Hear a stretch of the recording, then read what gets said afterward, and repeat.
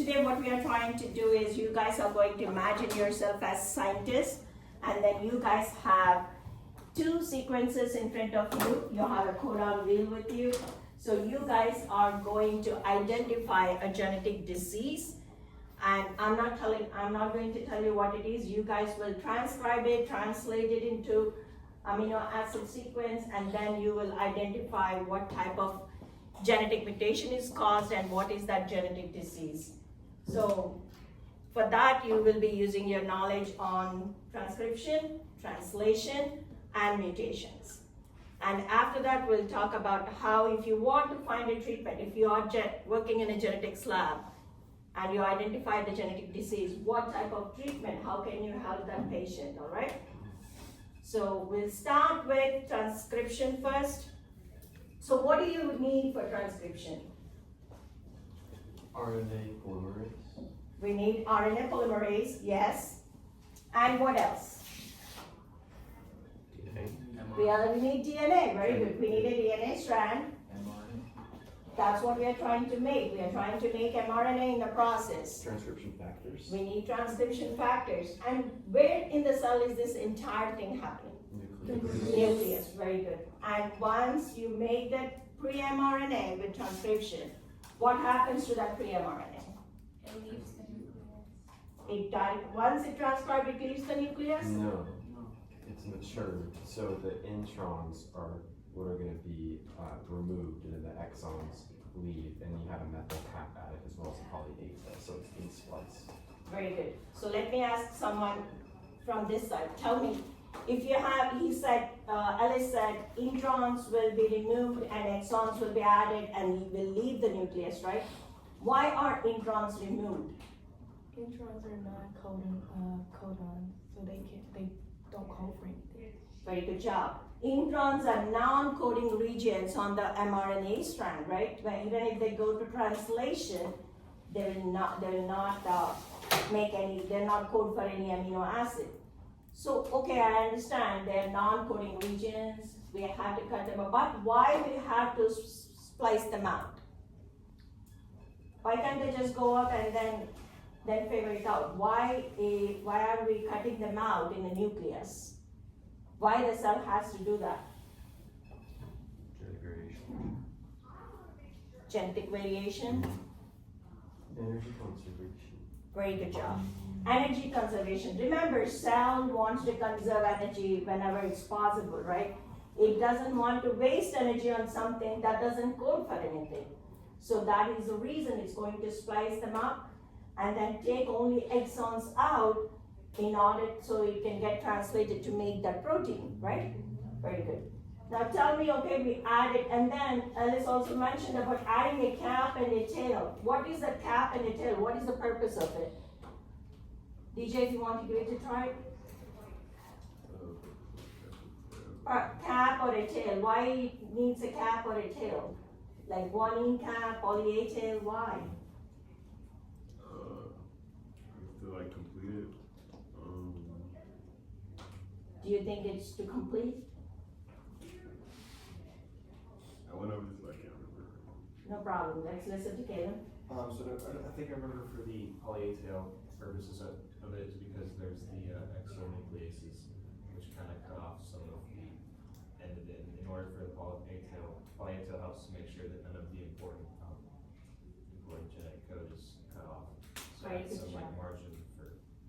That's awesome, right? Remember the word exonucleases. Exonucleases, once it leaves the nucleus and goes to cytoplasm, it may get sliced away with the exonucleases. So in order to protect that codon, the sequence that codes for that protein, we need some kind of protection. Like think about you guys taking some anything that fragile in an airport. Put them in a suitcase. You travel somewhere. You're bringing back some souvenirs. Do you want some protection? You wrap them. Or you put them in your clothes, in your hoodie, the thickest hoodie possible. We try to protect them, right? Similarly, the sequences, they will be protected with the poly A tail, adding this extra adenine, and you have a methyl cap, a guanine cap in the front. That completes the mRNA editing, and it will leave the nucleus. Ruben, can you tell me where it goes after it leaves the nucleus?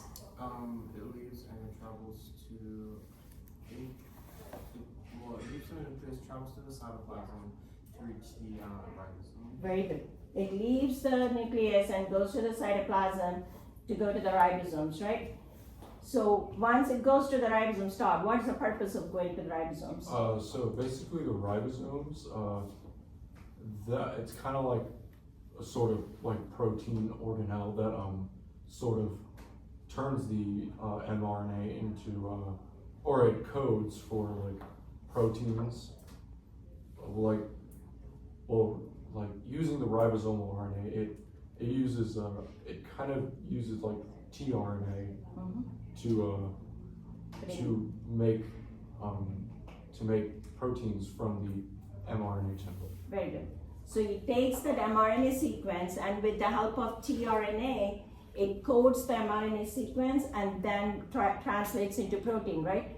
And when it is the tRNA is what, there are two things that tRNA transfers. What are the two things? Anyone in the back, Zara or Grace? What are the two things that tRNA brings to the, during the translation? What does the transfer RNA transports? It transports two things. Doesn't it transfer the codons? Anticodons, right? Anticodons. Very good. Anticodons and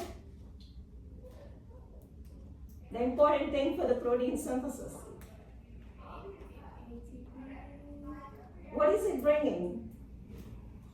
It's bringing anticodon and Oh, wait, I know it. what I is know it? What do you need to make proteins, guys? What do we need? Amino acids. Yeah. So tRNA is bringing amino acid that because it looks at the codon. Where are the codons? On On the mRNA strand, right? So you have codons on the mRNA strand, and tRNA brings anticodons that codes for that amino acid. So it's bringing anticodons and the amino acid, so it can match those base pairs and leaves the amino acid behind. And what happens after it leaves the amino acid behind? You actually have a polypeptide chain, because hydrolysis basically splits it from, or it doesn't split it, it helps it actually detach from the ribosome, and then it folds to become protein. Very good. So now you have all these amino acids lined up with a peptide bond. You have a base polypeptide chain. And that polypeptide chain folds into secondary, tertiary, or if you have different polypeptides, it becomes a quaternary structure. Very good. Now, are you guys ready to do this?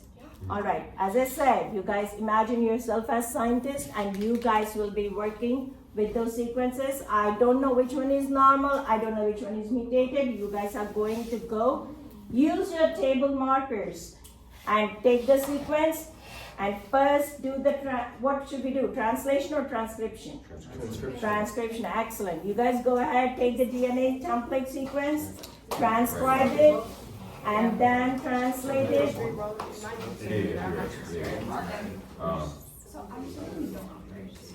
Any questions, please raise your hand. And if someone is like, I don't know what to do, I have a protein synthesis as well chart. So we're doing just grab sequence, or do we just go straight to RNA? Let's go straight to RNA. You guys have to use your marker transcription. Can we figure out which one?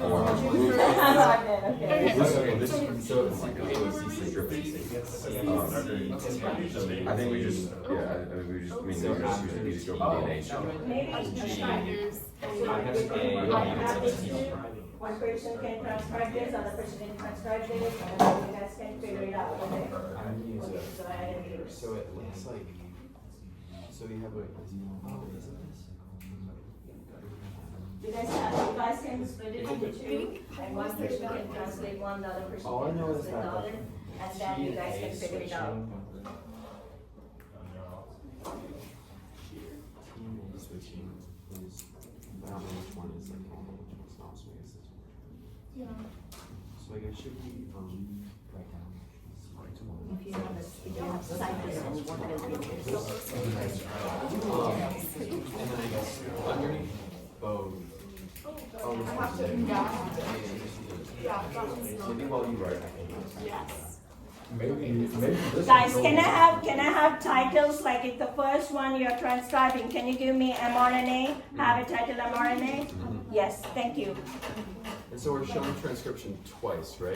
With One per sequence, yes, Okay. yes. You guys can split into two and you can work, but it's up to you. You guys, each one can have one.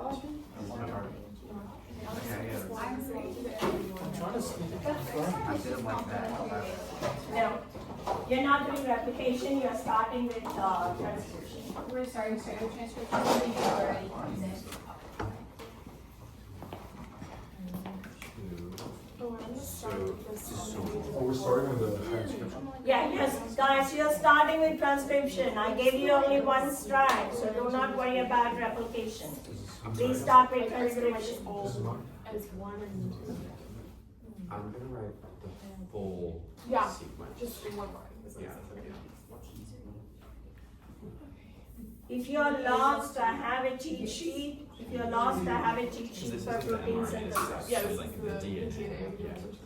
Yeah. So, well, no, because each one, wait, because these are, one of these is the One of them is mRNA like- strain, but we don't know and then which one. one of them is the one strain from Yes. original DNA. So you don't think we actually need to divide it into two sequences. I think you should go this way in order for you to have space. We're not transcribing. All right, Philip, if you have two sequences, right? Once you find the mutation, what will, This, yeah, sorry. how will you identify the mutation? Put them. I'm gonna transfer them. I'm gonna put it, translate it to amino acids, and then hopefully I'll be able to identify which amino acid is changed between the two. Excellent, okay.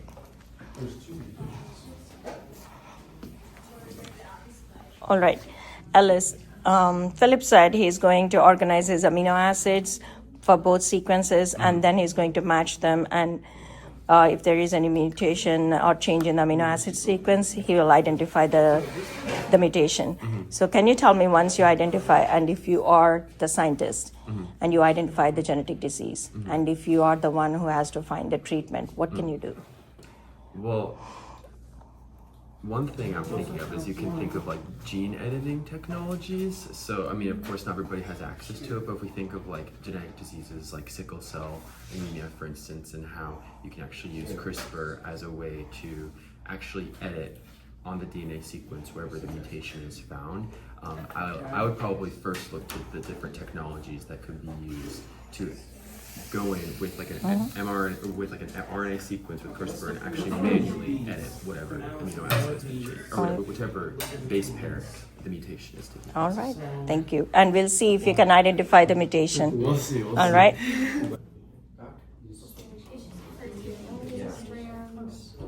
And this would technically be the antisense strain. Because it's what we're trying to. I like the word antisense strand. Remember there are two strand cells in antisense. For the template, it is antisense strand.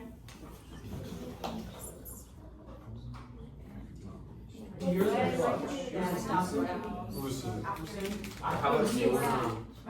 Yes, got to stop putting Because I use the same colors for the. Dude, this is making Yeah, actually, like turning my brain. Yeah. With two start and two stop codes. Oh, okay. So maybe that code should be two different. And then we have two different. And we have one mutation. Yeah.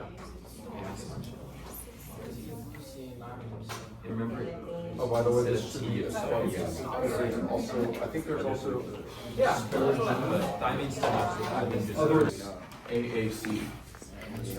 All right, tell me what happened with your amino acid sequence. Okay, so whilst we were You had a start we codon, have a start codon. okay? So we went down our start codon, Okay. and we got to our stop. Oh, you got a stop codon, okay? Yes, so we got to our stop codon early, and then as we continued to transcribe it, we got another start at the end of our sequence and another stop. I found another stop. Okay, you and now taught- we have a third stop. Okay. And we found one mutation. You found one mutation? One mutation in our sequence where The Okay. first line codes for leucine, Uh-huh. and the second one codes for histidine. Histidine. Wow. It's histidine. Histidine. All right, all right. So you have found one mutation? One mutation so far. Okay, okay. Yeah.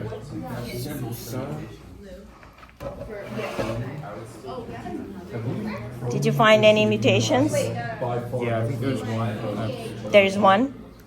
Okay. Yeah, then we have What is VAL? Valley. Valine, okay. So what's your start codon? AUG, very good. Methionine, okay. Okay, did you guys find any mutations?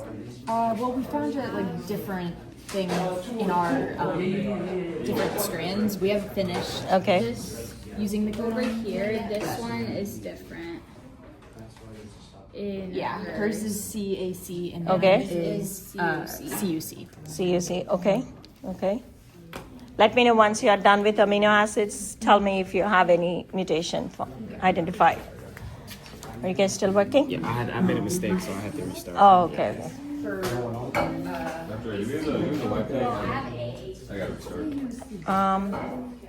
I think I have some wipes inside. I can bring one. Let me bring one. Right out of the bullshit. Okay.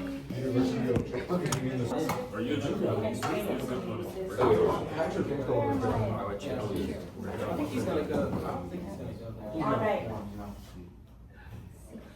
Yeah, it's here. So you have a nonsense mutation. Yeah. It's where in the original sequence it's the GATG. Oh, yeah.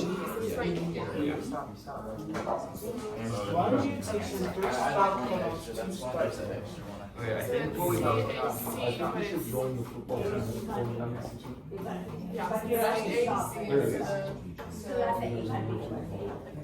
You guys, did you identify everything? Yeah, well, okay. Can you guys see with the mutation, you guys know what happened, what type of mutation is it? Talk about it.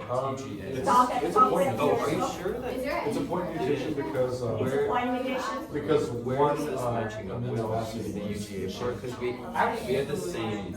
Remember we were It's a point mutation, okay. What type of, what do you guys think? Is it a point mutation of substitution? What type? It's a substitution. So basically, deletion, That's insertion. what I mean, like It's UG.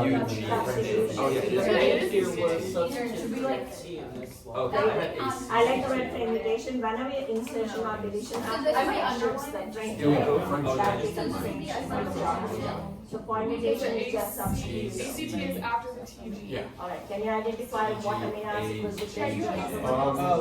leucine was replaced with histidine. Leucine was replaced with. Or if you want, we can do each other.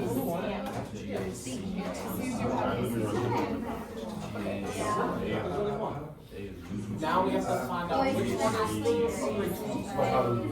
Are you guys okay? I have one extra potential, so I think I'm missing. I think I'm missing two.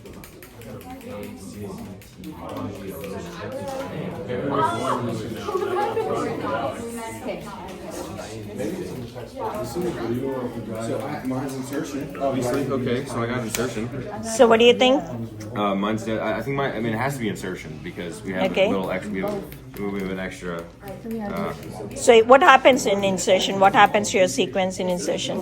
So it's a frame shift. Frame so, shift. Our entire thing is shifted down one.